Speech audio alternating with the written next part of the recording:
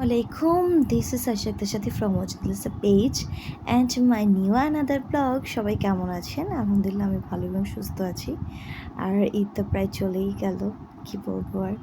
So এখন আমি একটা আপনাদের জন্য সহজ রেসিপি নিয়ে আসছি, মুরগির কলিজা ভুনা। তো লেট না করে এখনই শুরু করা যাক। ফার্স্ট অফ অল আমরা পেস্টটার বেরেস্তা করে নিব, দেন বাকি উপকরণগুলো দেওয়া শুরু করব।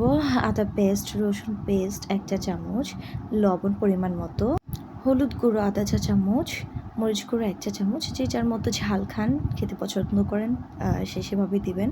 আর হচ্ছে এখানে গরম মশলা দিয়ে দিচ্ছি, গরম মশলা গুঁড়োটাও কিছুটা অ্যাড করবো। দেন একটু পানি দিয়ে নাড়াচাড়া দিয়ে এটাকে একটু ভালো মতো কষিয়ে নেব।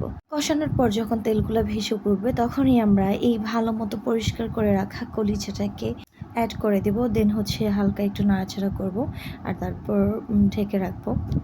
ঢেকে রাখার প্রায় 10 মিনিট পর দেখবো যে এটাতে অনেক পানি ছেড়ে দিয়েছে। বন্ধু বান্ধবীগণ, আমরা কিন্তু এক্সট্রা কোনো পানি এখানে অ্যাড করিনি। দেখতে পাচ্ছেন সুন্দর একটা বলক চলে এসেছে, সুন্দর একটা কালার চলে এসেছে, তেলগুলো ভেসে উঠেছে এবং আমরা এক্সট্রা কোনো পানি ইউজ করিনি বন্ধু বান্ধবীগণ। এখন লাস্টে হচ্ছে কিছুটা টেস্টিং সল্ট আর জিরার গুঁড়ো অ্যাড করে দিব, আর হয়ে গেল মুরগির কলিজা ভুনা।